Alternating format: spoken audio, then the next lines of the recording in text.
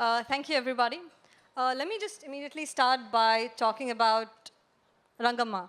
So Rangamma is a newly young mother who's been told to vaccinate her kid. And so she travels 2 hours to get to a health center, and then she discovers that there is no vaccines available to vaccinate her kid.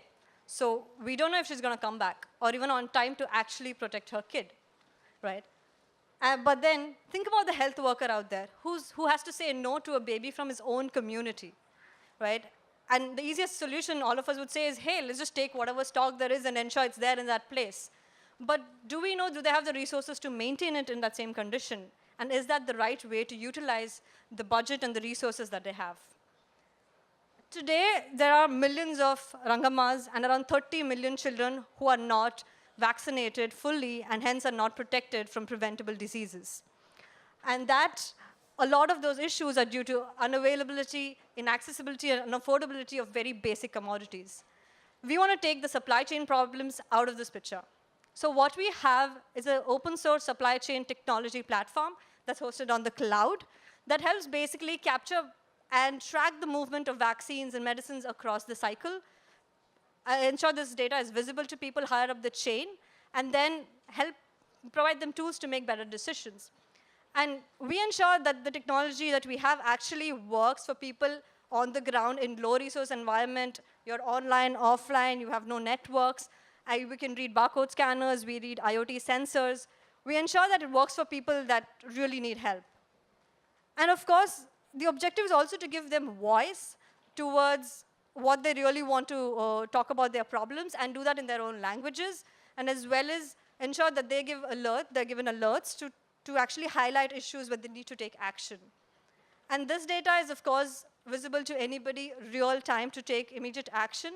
And they're also given other tools to socially recognize in case this person's doing really well. There's a lot of lack of incentive to health workers. So they're socially recognized that you're doing well, and there's peer-to-peer connections that makes people more motivated to do their work more efficiently.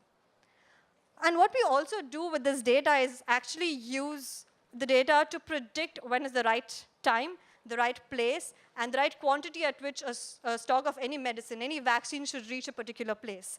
And that is really how you're able to ensure there's efficiencies attained, and you're able to forecast better and actually do much smarter procurement and save a lot of costs. So where we are today is we are able to sort of deliver around 380 million vaccines, doses of vaccines in a year, while ensuring that there's more than 95% availability of these vaccines in those spaces, but also been able to save around $17 million for the health programs that we've been part of. And we walk around in 6 countries, predominantly with UN partners. And a lot of regional governments have now started to self-fund these initiatives themselves, given that they've been able to reap benefits out of it.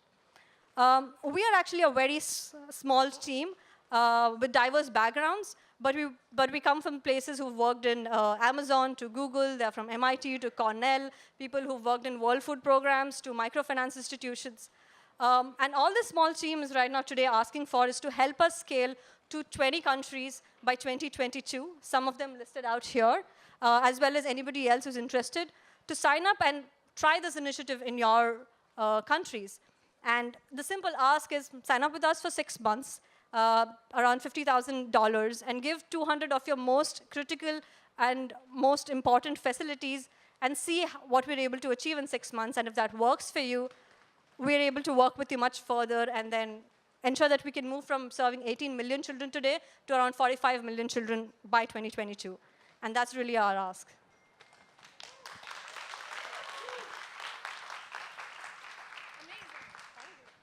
Awesome. Thank you so much. OK, so we've got, come on over with me, and we've got a couple acceleration, come on up.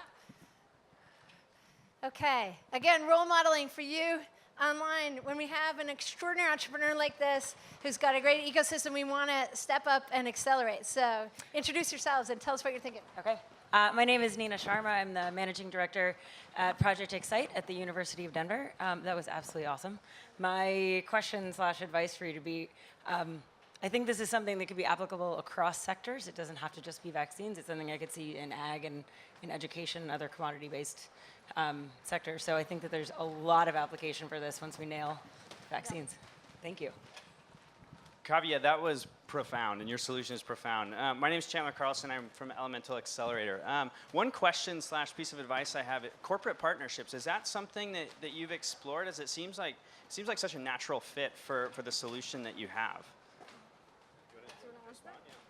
Quick response. But we have to move I think yes, depends on the fit. For example, there are probably manufacturers of these different medicines and vaccines who would like to understand and use the specific data. So there's a very clear use case there. And anybody else who's interested in working more in the health sector, of course, absolutely. That's awesome. Okay, Hannah.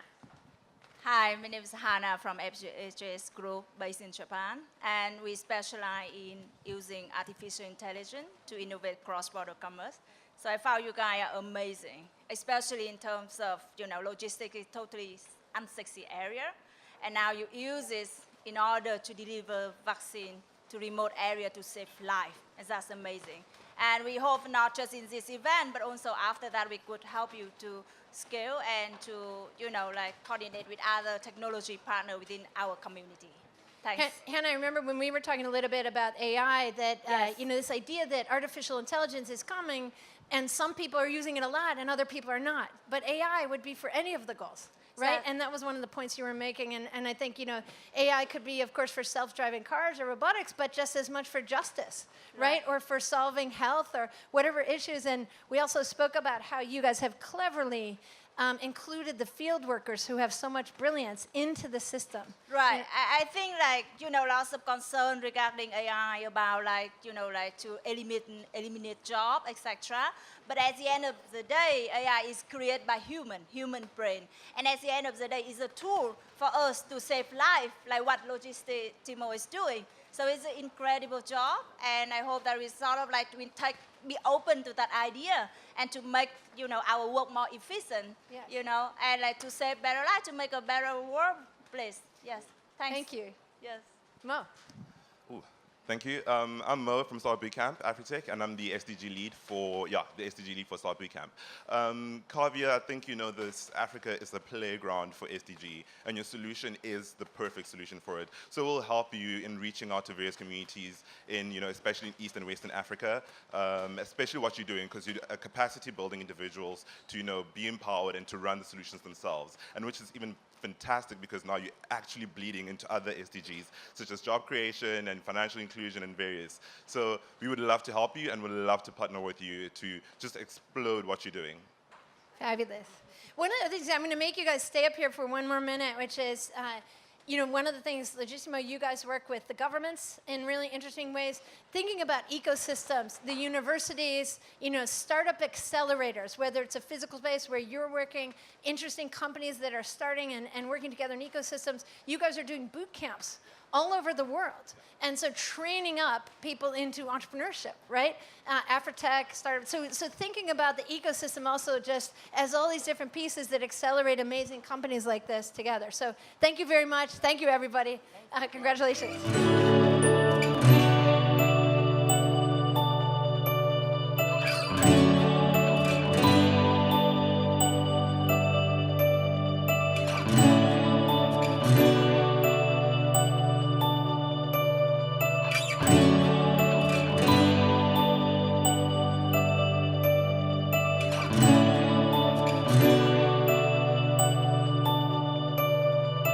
Thank you.